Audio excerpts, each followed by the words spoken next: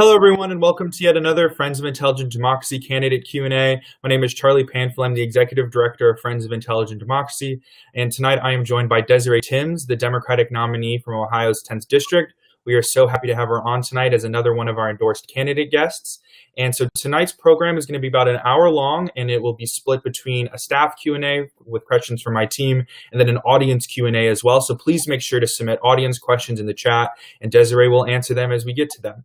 And first, I'm going to introduce Desiree, and then we're going to hear about her race and her hopes for Ohio's 10th District. So Desiree Timms is the granddaughter of sharecroppers who came from the Deep South to Ohio in search of a better life. She was born and raised in Dayton, Ohio, and a proud alum of Dunbar High School. Desiree later graduated from Xavier University and Georgetown Law. Inspired by the idea of hope and change, Desiree served as a volunteer for the 2008 Obama campaign in Southwest Ohio, and Desiree later worked in the White House and on Capitol Hill. For too long, Ohio's 10th congressional district has been left behind by Republicans, and the new economy just isn't working for most. Frustrated by the lack of real representation and leadership in Washington, Desiree decided to get off the sidelines and take action. Desiree believes that the American dream is a promise worth fulfilling. Again, thank you so much for your time tonight, Desiree, and we'd love to hear about you and your race. Thank you, Charlie. I think you just did a great job.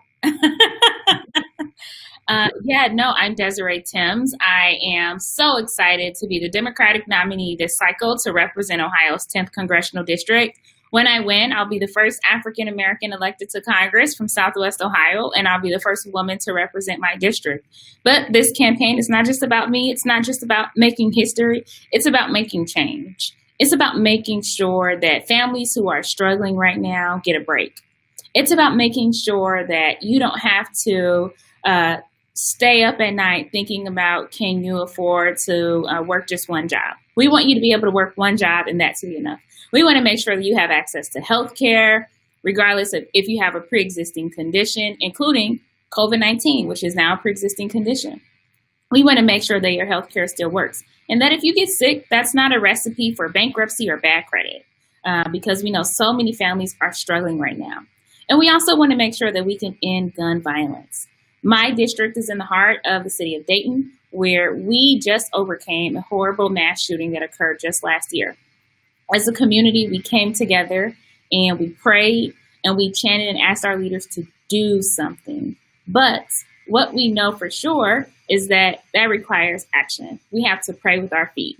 And that means making changes, ensuring that we do, in fact, do something to get the guns off our streets and to make sure that we can end gun violence so that we can all be safe, live peacefully, and move forward and march towards the American dream. So I'm fighting the good fight, and I'm so excited to be here and look forward to answering your questions and talking a little bit about my path and my journey to this moment.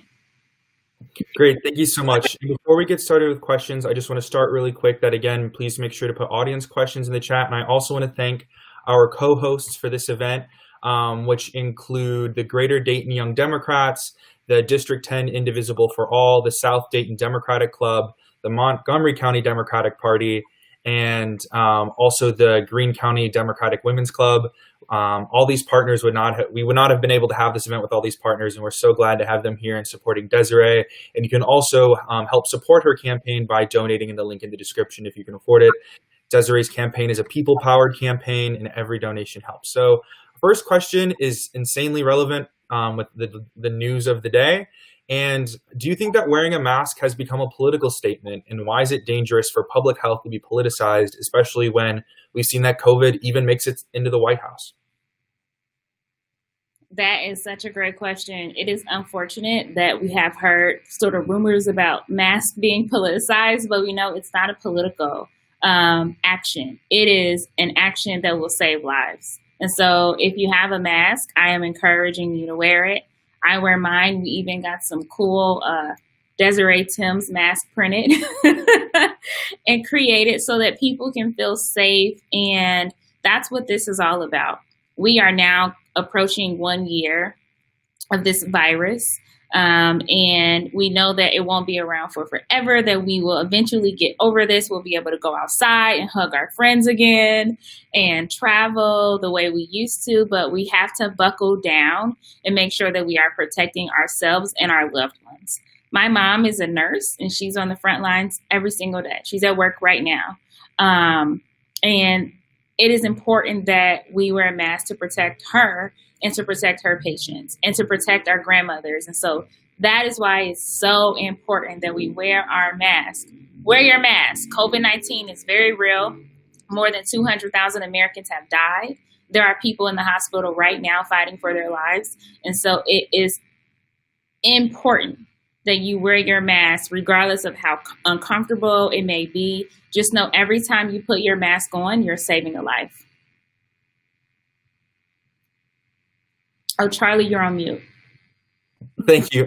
I said I especially agree, and thank you so much to people like your mom who are the frontline workers that, when the economy closed down and our country closed down, still kept it running for us and keeping it safe. My next question is along the same vein, and I think rising healthcare costs in this pandemic have further exposed inequities in public health, especially around not being insured, but also being underinsured. So what do you think the benefits of a public option for healthcare would be, and how will you work to ensure that no one in your district is uninsured? Yeah, I am supporting a Medicare public option so that we can build on the success of the Affordable Care Act. Let's make it stronger, but let's make sure that if you need access to healthcare, that you have access, that you can get that access. And so we would open up the Medicare system for all who want to join that plan to make sure that they too can have coverage. It's so important.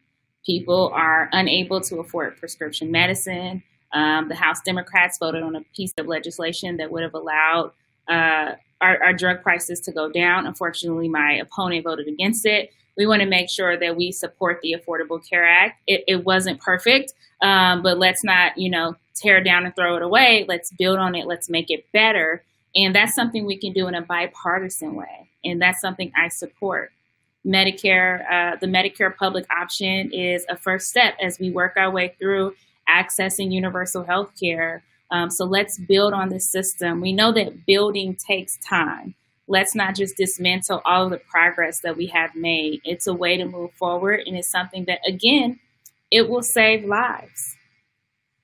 Exactly. I think just, kind of with the 2020 election in general, the idea that one party is trying to take away the Affordable Care Act, whether it's in the Supreme Court or in Congress, not only in the middle of the pandemic, but with 100 million people with pre-existing conditions. And now 7 million people in America have the pre-existing condition called COVID.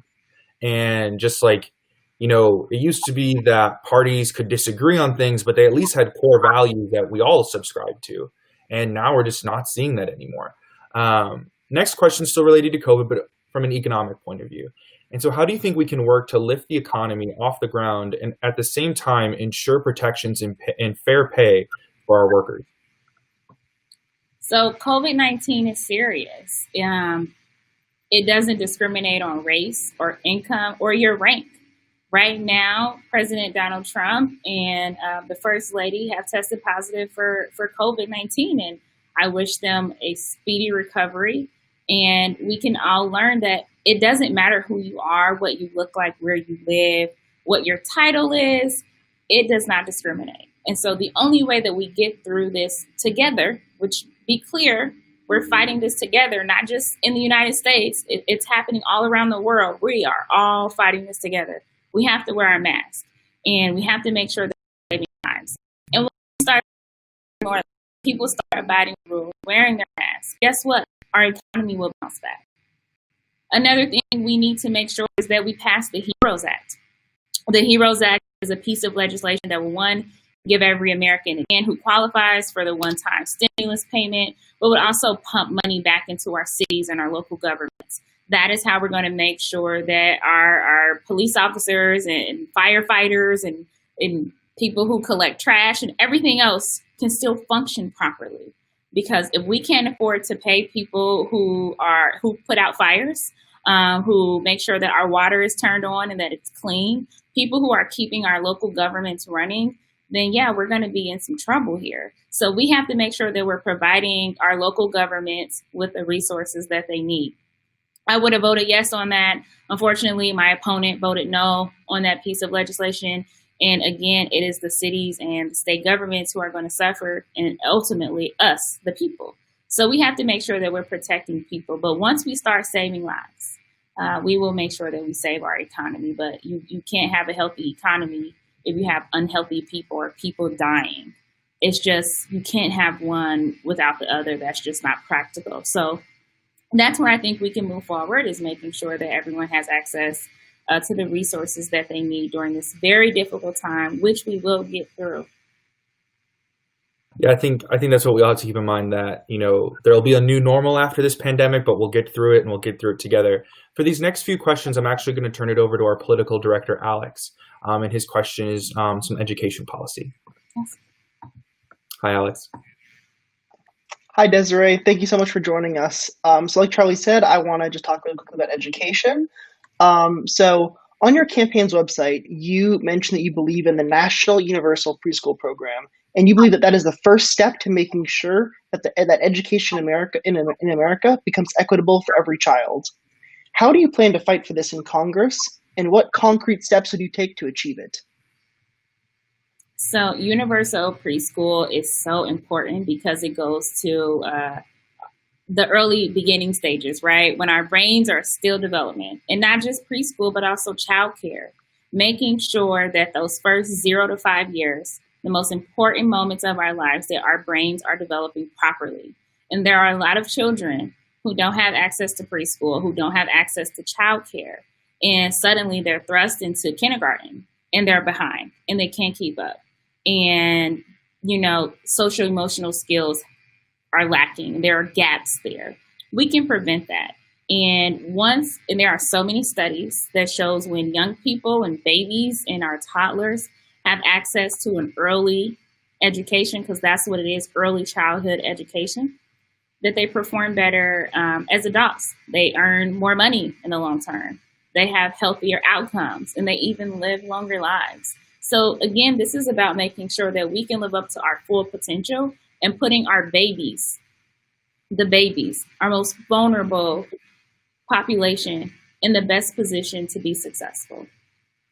Yeah, it's absolutely true that everything, good and bad, can really be traced back to these early days, and so we as a society we should have an obligation to supporting them, which will in turn make our country better.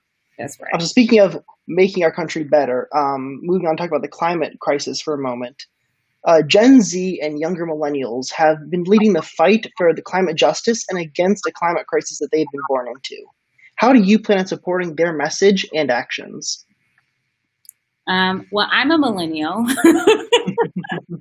So I'm part of that action. I'm part of that movement. I worked for a while for an amazing environmental nonprofit called League of Conservation Voters, where we fought for clean air, clean water, and protecting our lands and our lakes, like the Great Lake Erie. So we have to make sure that we're protecting our resources, the air we breathe, the water we drink, and the lands we cherish.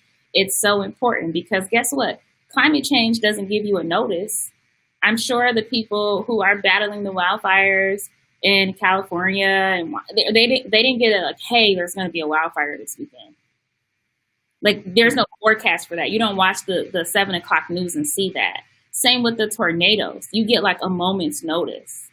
But when we had in our community more than 15 tornadoes, we didn't get a notice like the day before, like, hey, you know what? You might have like 20 tornadoes that's going to come through. It's going to cause a lot of damage. Grab all of your belongings. Make sure your insurance isn't. It just happens. And it's happening all around this country. The tornadoes, the hurricanes, the floods on the coast, people who own properties in Houston and live in New Orleans and even Virginia and the Carolinas, they're seeing the sea levels rise. The weather is not predictable. And on top of that, we have an infrastructure that, frankly, is crumbling. We have to rebuild our water infrastructure so that we can make sure that the roads and the bridges we drive on aren't crumbling. At the same time, combating climate change. And so one of the ways we can do that is using green materials to rebuild our country, using materials that are eco-friendly, making sure that we are definitely changing the carbon footprint that we're saving for our children and our grandchildren. So if you're a Gen Z, you're fighting for your grandchildren who, you haven't even met yet, but you want to make sure that you're leaving this world in a better place when they get here. Well, it's great to hear some of those real solutions that you're advocating for. So the next question I have, you already kind of touched on a little bit. It's talking about COVID. So assuming and hopefully that the Congress can pass another supplemental bill, what do you think should be in there to support families and workers in your district? Yeah, so last night there was another revised version of the bill that was put forward by the congressional Democrats. And we just want to make sure that, again, people can survive in this crisis. It's October 2nd. Most people know that rent is due around the 1st, between the 1st and the 5th of the month. So there are people who won't be able to afford their rent this month. And so what are we going to talk about? As the weather is changing, it's getting cold. Are you just going to put people out on the streets, or are you going to help them afford rent? Are you going to make sure people have enough food to survive this crisis because people have been laid off? There are many people who are working from home, and we see just how much we can get done on the internet. But there are many more people who have to go to work in person. Those people have jobs where you can't do from home. How are we protecting those people? Are we offering them hazard pay? Because we should. We should make sure that if you are a frontline worker and you're a hero in this moment, that we are rewarding you for keeping our country and our economy going at this time. That we are rewarding you for saving and protecting lives at this time. And so those are two things we need to do. But again, we need to make sure we're funding our local and state governments. It provides a lot of funding for those people to make sure that our services can still continue to go during this crisis, because we don't know the exact day when we will get the alert that says, hey, we're at 0 cases.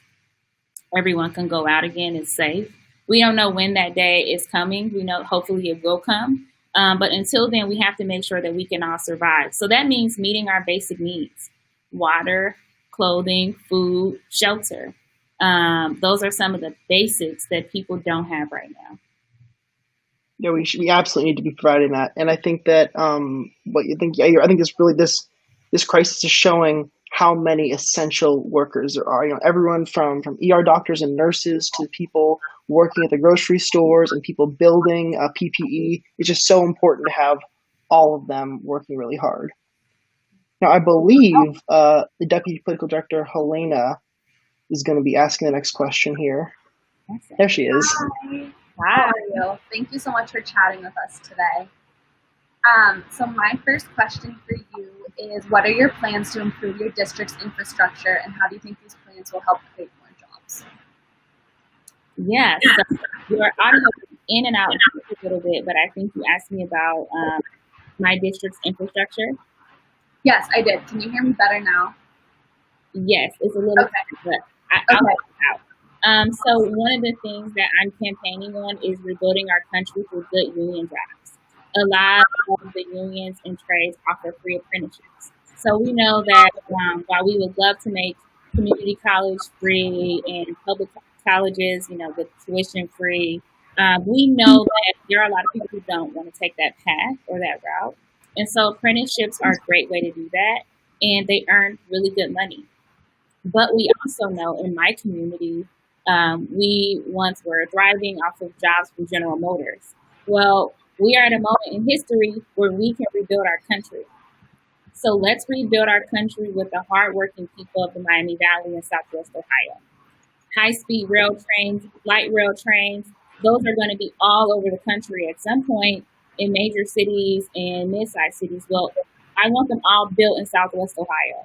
I want all the logistics coming from Southwest Ohio. We have wonderful universities. The Dayton-Kettering Metropolitan Statistical Area is one of 5 labor markets in the country with the most science and engineering graduates. So let's also make us one of 5 labor markets in the country with the most science and engineering jobs. That is what I am fighting for, is to make sure that when we talk about these pieces of legislation at the federal level, that federal investment comes back into our community so that we can rebuild our country while at the same time lifting up the working class and middle class families to earn a better income and create a better life. Again, the goal is to work one job, and so that one job is enough, not 2 and 3 jobs. Yeah, no, definitely. I completely agree. My next question is, how will you support the agricultural industry in your district, and what do you think are sustainable solutions for helping farmers and the environment? Yeah, so we have to make sure that next farm bill that we are passing legislation that allows farmers to get ahead. Right now, too many farmers are struggling. They don't qualify for farm credit loans to get new equipment, and they are being forced out of business by big agriculture. And so we want to make sure that the food that we eat comes from the farm down the street and not a farm from overseas, right? We want to make sure that we're supporting our farmers so that they can stay in business.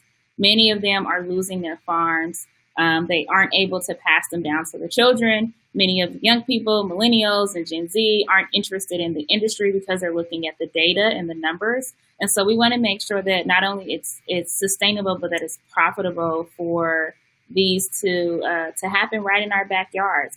I prefer that my food come from my state and my community and not on the other side of the world. So those are some things we can do, is make sure that we put something in place.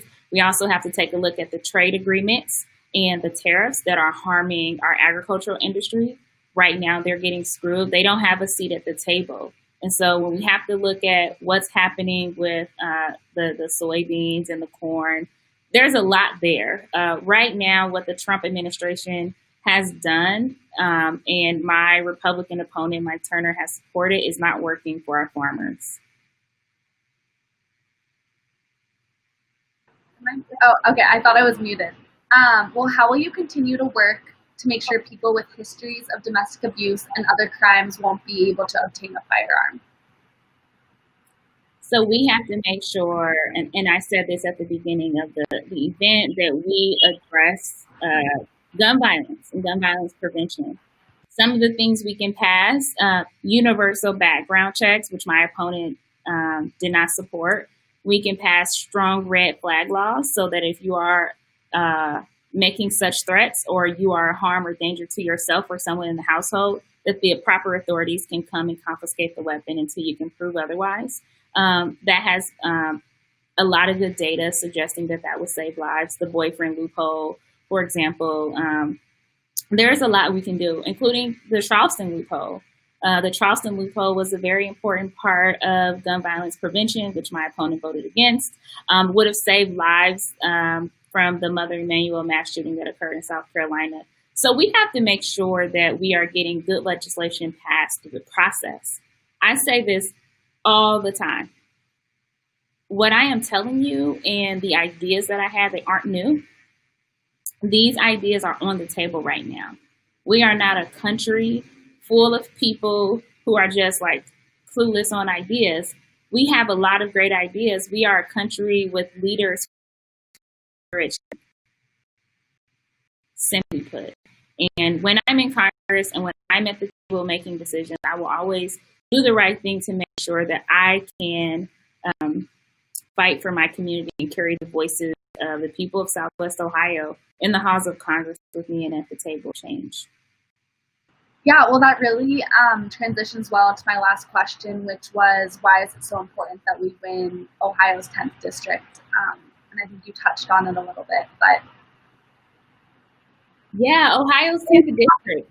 As goes Ohio's 10th district, goes the state of Ohio. If we can flip my seat blue and have a really good turnout, guess who also wins Ohio? Joe Biden. And that's what we want. We want to make sure that we have people who represent us. It's so important that we change what we have right now, because what we have is not working.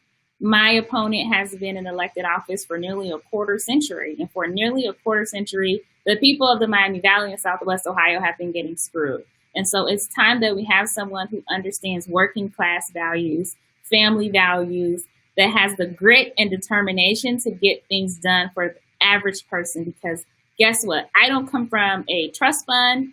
I don't have, my parents are millionaires and billionaires. I come from a working class family. I am just, a hometown girl trying to change the world for my community and fight for us, because we need a fighter. Absolutely. It was so great chatting with you. Thank you, Helena. Great. Thanks, Helena. So I want to take a brief break from all the questions so we can go over just a little bit. about what Friends of Intelligent Democracy does. So we're the first hybrid PAC run by college students. I actually started the organization when I was a senior in high school after almost getting kicked out of a political fundraiser because the organizers didn't believe that young people should participate in that part of politics. And so that experience is what led to our organization and why we're so proud to be endorsing a young candidate like yourself and kind of increasing access to Congress for young people. And like I said, people can support our event. They can go to your website. They can sign up to volunteer. There are a lot of ways to get involved. And especially with COVID campaigning, there's a lot of ways to get involved from your living room, from your bedroom, from your kitchen in the campaign that make it just as easy to participate in the democratic process as possible. So for our first audience question, I'm going to turn it over to our comms director, Harita, who I think is here. And here she is. Hi. Okay, so our first question is, hold on, they're changing some things. How will you work with members on the other side of the aisle to pass legislation in Congress? So again, I come from a working class family, and I think when you talk to the average American, they don't really care if you're a Democrat or a Republican or an independent or a Green. They just want to know that you're going to get something done. They don't care if you work for the blue team or the red team. They want the winning team on their team. And that's what I'm bringing to the table. That's what I'm offering. I will work with Democrats and Republicans to make sure that we pass legislation that will make the lives of people in the Miami Valley better. That's what this is about. I don't care about, the names and the fanfare. People need help, and they need help now. And we hope that regardless of party, that people will come to the table to make that happen. That's what I'm fighting for. That's really good to hear. I think oftentimes people get disillusioned with the political process when they hear, Democrats, Republicans, and there's just so much jargon involved. And I think people, like you said, regular people don't care about the labels. They care about, putting food on their table. They care about what their next day is going to look like. And they don't really care as much about the politics of the politics per se. So my next question, hold on, I have to read it. Okay.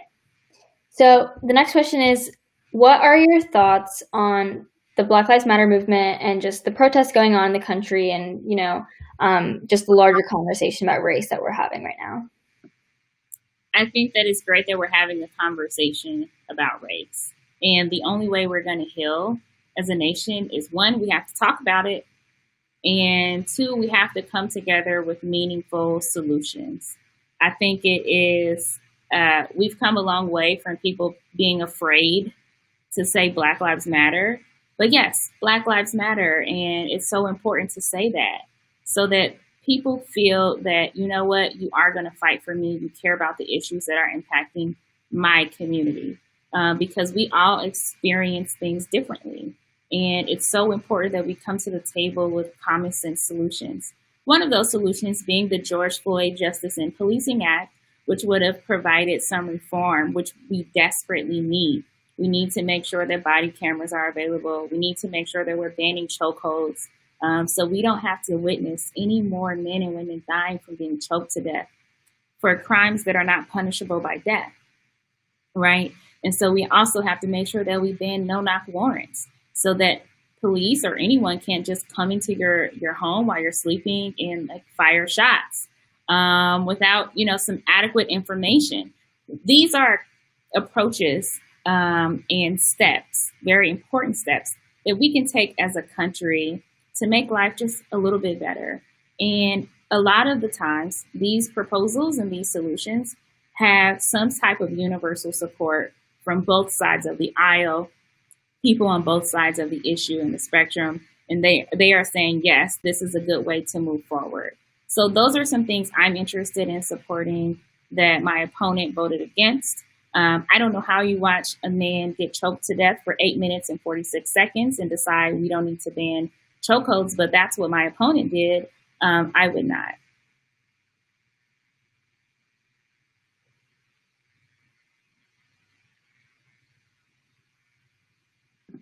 Thank you. Sorry, I was not able to unmute myself.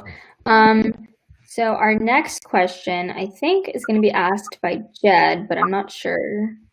Charlie. Hi, Desiree. Hi. Can you hear me? Yeah? Okay. My first question is, what do you think should be done to lower the cost of prescription drugs in our country? Yeah, so there was a bill on the floor of the House of Representatives that passed that would lower the cost of prescription drugs because no one in this country should have to ration their insulin. Like your grandmother, your mom, your brother, your niece, your uncle, your dad should not cut their medicine in half to make it stretch. Like that does not sound like America. We are better than that. We can make sure that you have the drugs that you need so that you can afford to live. And you shouldn't have to get to the counter and get there and feel like I can't afford the prescription that my doctor just written for me. There was a story that happened in Southwest Ohio a few years ago of a young man who had a toothache. And he went to the doctor and they gave him a prescription. One was a painkiller and one was an antibiotic to clear out the infection. Well, he had been in so much pain, he didn't have enough money for both. So guess what he did? He opted for the pain medicine and he died the next day because really he needed to clear out the infection. The infection had gotten into his bloodstream. Those are the stories that we're hearing from Americans today, that we have to make sure we don't hear anymore, that we shut those type of experiences down to make sure that, hey, when you're in pain and you're sick, you do not have to worry about getting to the counter and being turned away. People should not get there and feel like they don't have enough money to live. That's what's happening right now in this country, and we have to change it. Yeah, you're absolutely right. And thank you so much for sharing that story. My next question is, what do you think can be done to protect Ohio's Great Lakes and our freshwater sources? Yeah, there are a number of proposals on the table. We can make sure, one, that we combat climate change, right? We can make sure that we take steps that clean our waters, that stop corporations from dumping chemicals into our waters and into our lands that eventually we drink. There are issues like PFAS in our water systems where people are afraid to drink the water because guess what PFAS causes for women? Infertility. And so we have to make sure that we are regulating companies and making sure that they are not dumping chemicals in areas that will lead to public consumption, which is happening right now. So there are some things that have been rolled back that we need to get back in place. We need to rejoin the Paris Climate Accord that we were taken out of. There are just things that we had the ball set in motion and we were prepared to make progress. Then now we have to get the ball back in motion again. That's where we are. Right, you're right. So my next question is, what is one quality that you possess that your opponent does not? I'm working for people, hardworking people. And that is where my heart is. That is where my passion is. I haven't taken a dime of corporate PAC money. I take my money from people and groups who support hardworking Americans. And that's what I'm standing on. Those are my values. And that's why I'm doing this. I am not in this for anything other than to help my community. And thank you so much for doing this. And I'm sure you'll fight for every single working American. So my next question is, what is an experience meeting someone who lives in your district that is still in your mind? I met a woman and it was over the phone because of the situation we're in now with COVID. And she told me a story about potentially losing everything because of the bad trade agreements. That she had to dip into her daughter's trust fund to make ends meet. And she's a widow, and she is just trying to figure out how we get our country back on track so that she can get her business back on track. The business that her husband left for her to run and operate that was once successful and thriving in a different economy. And now she is unable to hold on to the American dream that she once lived.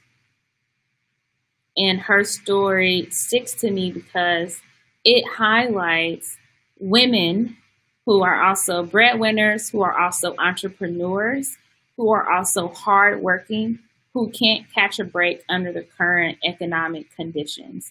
And this was pre-COVID restraints. This comes from bad trade deals and the tariffs and how it's impacting our small businesses and entrepreneurs here on the ground.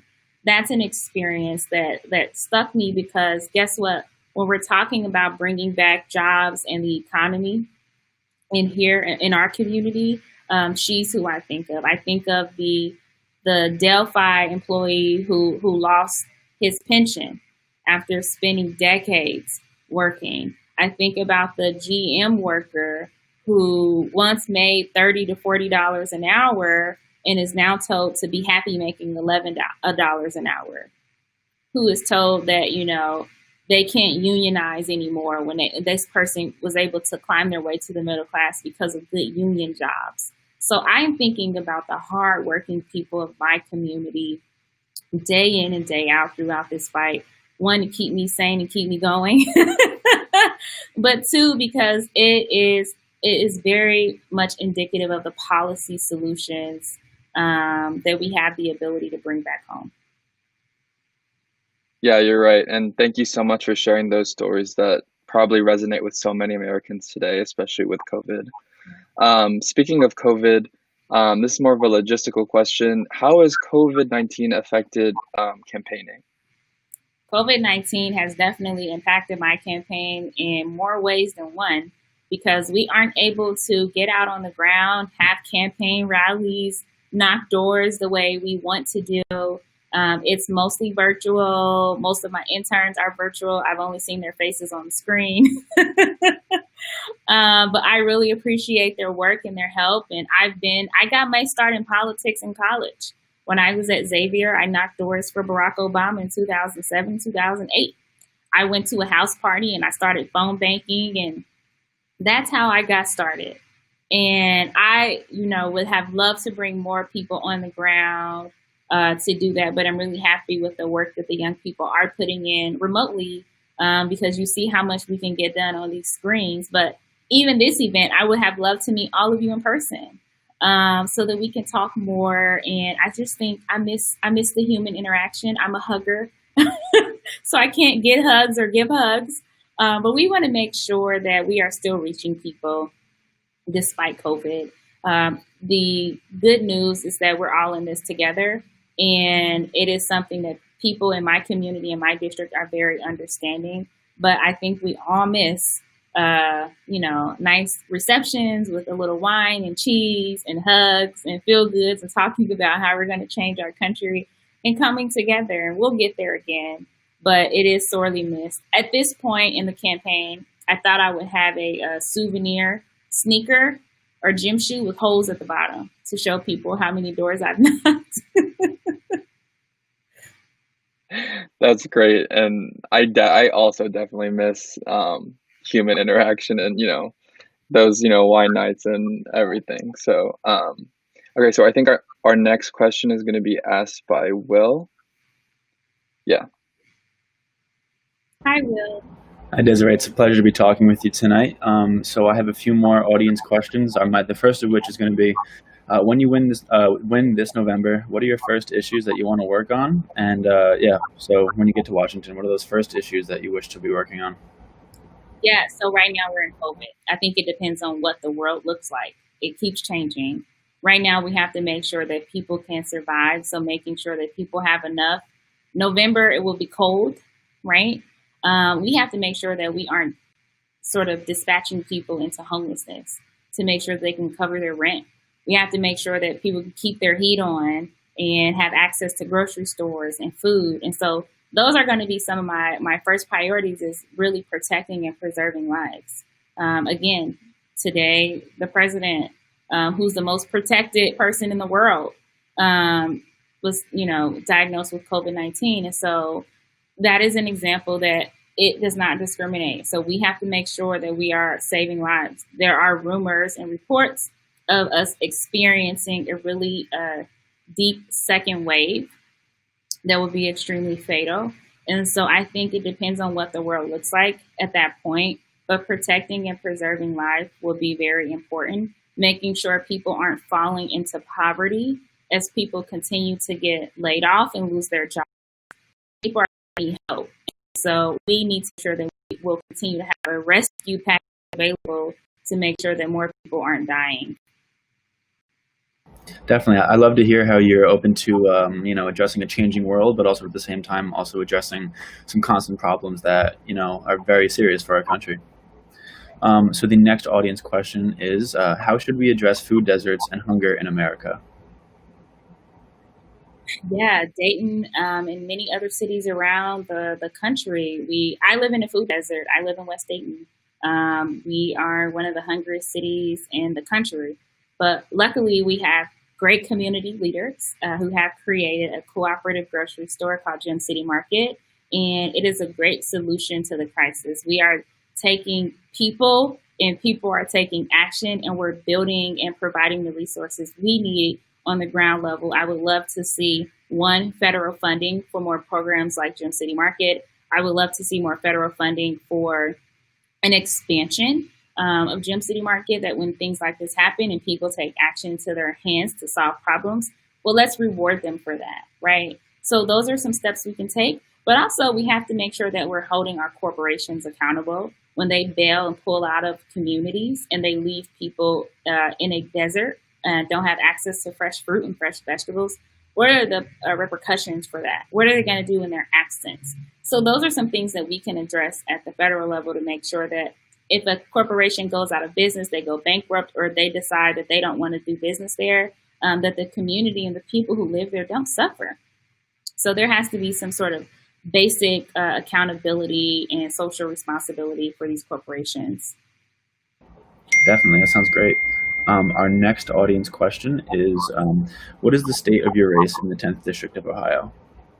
Yeah, I'm so excited. I have raised more money than any Democrat has ever raised in this seat. Last quarter, I outraised my Republican opponent 5-1, and by more than $300,000, with an average contribution of just $50.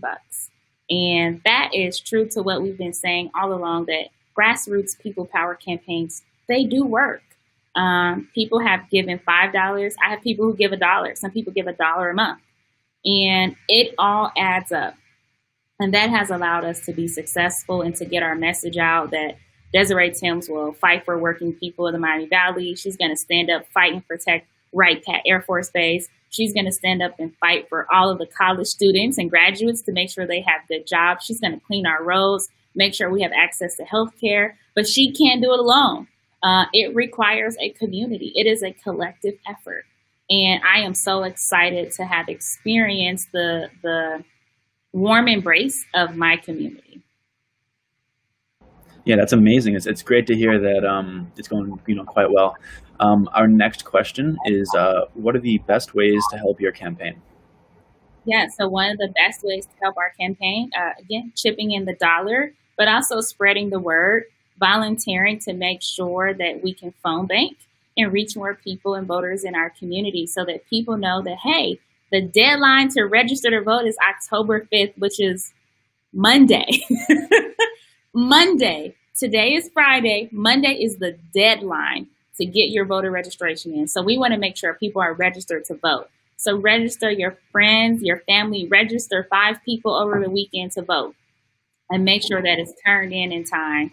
And also make sure that they have access to have the information necessary to vote. So there are 3 ways to vote in this upcoming election. You can request your absentee ballot and vote from home by mail. You can also request your absentee ballot, receive it, and drop it off at the drop box outside of the Board of Elections. Or 3, you can vote in person early. Early in-person voting begins, guess what? Tuesday. We are just days away from the first ballots being cast in this upcoming election, and we're excited about it. It's an opportunity to stand up and fight for what you want in your leadership in this country. And so those are just a few days away from happening. So we want to make sure that everyone can register to vote and vote. I'm going to repeat that. The deadline to register to vote is Monday. Early voting starts Tuesday. The drop box there's one outside of the Board of Elections in Montgomery County and also in Greene County and Fayette as well. So make sure that your vote is counted and your voice is heard in this important upcoming election. Yeah, definitely some big events coming up this next week. So our next question is going to be, can you talk about the crushing cost of college and how you want to make it more affordable? Yeah, so one of the things about running for Congress, your student loan debt is public information. I have more than $250,000 in student loan debt. I have a law degree from Georgetown Law, a bachelor's degree from Xavier University, and also a master's degree. So we know that I'm a real person experiencing real student loan debt, and we have to make sure that I can pay it back, that the payment plans are affordable and that they are working. Luckily, during the Obama administration, there were a lot of programs created and implemented to make sure that you can pay off your debt. That if you work 10 years in public service or you become a teacher, that after 10 years of on-time payments, you're able to get that debt forgiven. So there are programs that are in place, but we want to make sure those programs are protected. And guess what? That we're making them better, that we're addressing some of the gaps and the things that are misleading at this time to make sure that people can get out of debt. You should not be crushed with student loan debt. We have to do something about these private student loan lenders, standing up and fighting back against them because they are predatory for lower income people and people of disenfranchised backgrounds. And it's real. We have to solve this problem. I am living it.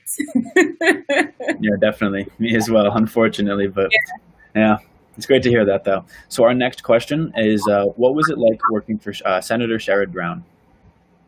Oh, it was so wonderful.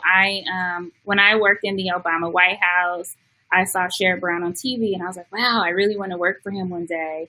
And I dropped off my resume 5 times. Do you guys still drop off resumes? I dropped off my resume 5 times in person. Yeah, yeah, no, I understand that. I feel that. I don't know if it's just submitted now. So yeah, I was like, look, eventually they will say yes. And they did. And it was amazing to work for my home state senator and to fight for Ohioans on civil rights issues, judiciary issues, Ohio jobs and manufacturing, making sure that we're standing up for our unions and that we're standing up to the banks for people who are stuck in redlining and predatory loans and subprime mortgages. It was so great to work for somebody and work with someone who was standing up, fighting for hardworking Americans, impacting people's lives who I know, who I grew up with, who live in my community, who really are the beneficiaries of good policy changes. And that was so impactful. And I was even more honored and thrilled to have his support early on in my campaign. I'm endorsed by all of my former bosses.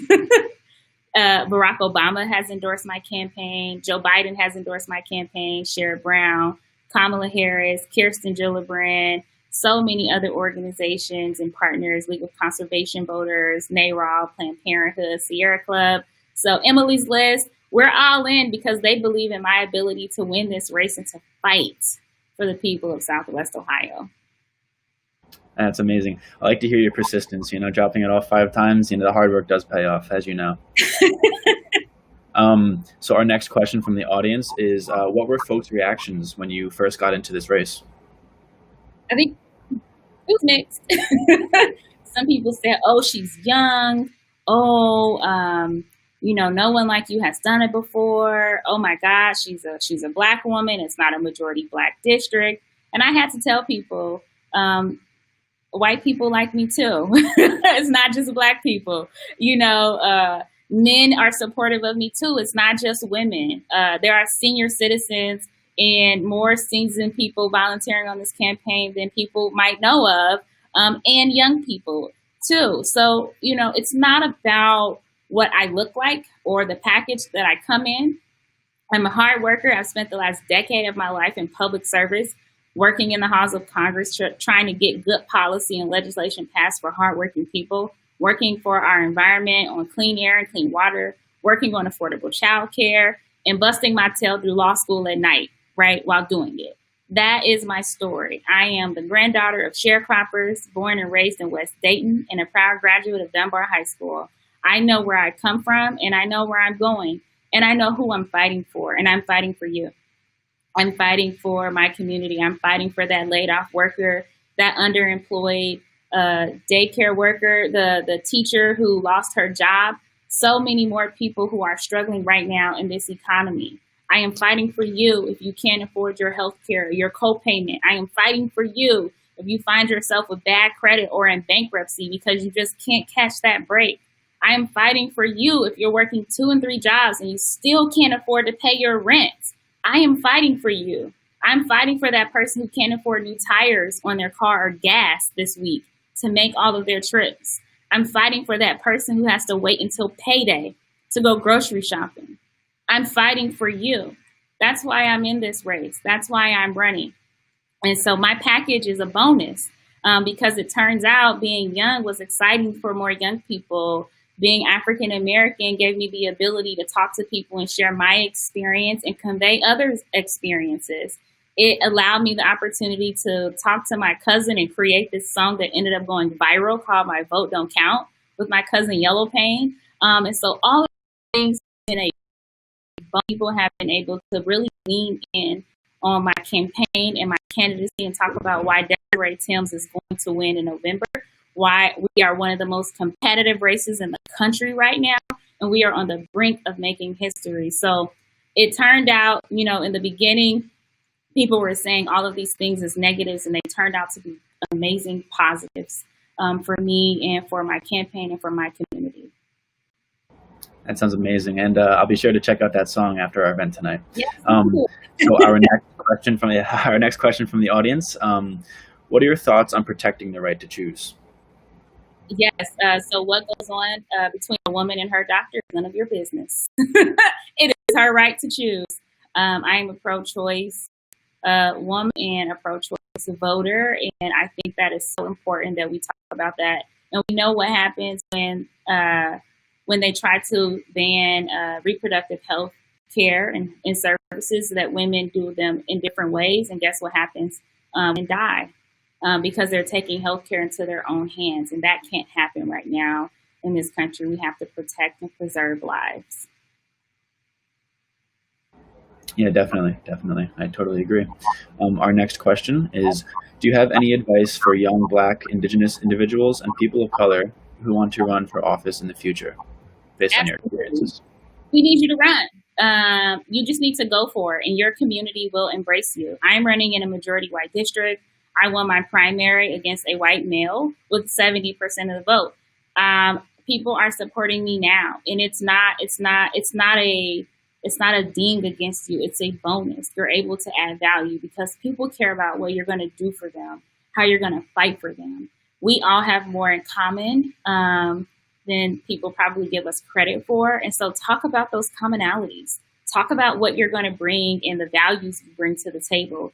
Talk about why you're going to fight for women, for men, for those who are non-gender conforming, for those who are Black, who are white, who are Hispanic, who are Asian, who are other, those who pray and those who choose not to pray. Talk about what you're going to do for people, because that's it. That's it, folks. At the end of the day, guess what? We are all people. And guess what? Guess what we need? We need more people fighting for people and not corporations. And so as long as you're a people person fighting for people, your community will welcome you with open arms, as my community welcomed me. Definitely. That was great. Thank you. So our next question, how do we fix gerrymandering and make our democracy more fair for everyone? Woo, you got to vote. You have to vote. Gerrymandering is so real. Ohio has so many congressional districts and state house districts and state senate districts. It's so gerrymandered. It is so incredibly gerrymandered. And we can do something about that. One, I hope you filled out your census forms, because that's how we make assessments on how many people live in what district. But we want to make sure that you are counted and that you are heard. Because if you don't turn in your census, if you pretend that you don't exist and you're invisible, guess what? They don't see you either. If you don't show up to vote, guess what? They don't hear your voice. They don't think your issues matter. And so that is why we're asking and show up and vote because it's so important. It's going to who represent you. Who's going to carry you? Do you care about good schools? Do you care about clean air? Do you care about clean water? Well, you better show up for the person who will fire you or who at least knows your name. Who's going to hold you accountable, who you can hold accountable. That's why it's important to show up. So I've been telling everyone, in terms of gerrymandering, we can get better maps, we can get better representation, but we have to show up and represent. Definitely. So our final question, getting a bit away from the politics and more towards just generally about you. What is one thing that you've been doing during the COVID-19, quarantine and all of this, just to stay positive, even when we're all apart and things are getting a little tougher? Yeah, so I do two things. I downloaded the Calm app, so I meditate. That has been a very good nighttime activity and morning activity to just center myself. If you haven't tried it, try it. The Calm app, they actually have instructions on so that you can learn how to meditate, or you can YouTube it. I also go to YouTube and listen to videos there. And the other thing I did was I ride my bike at some of the metro parks.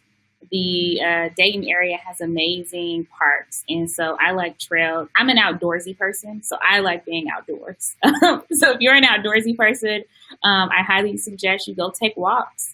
There are simple things that you can do to just stay sane and know that you will have an opportunity to once again travel and to hug your neighbors and to go see your grandma, and that we will get through this together. Definitely an emphasis on together. Thank you so much for our time speaking together. It was great. Thank you. Thank you.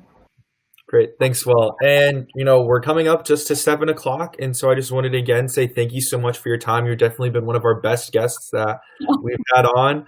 Answered quite a lot of questions, was definitely the most questions anyone has answered.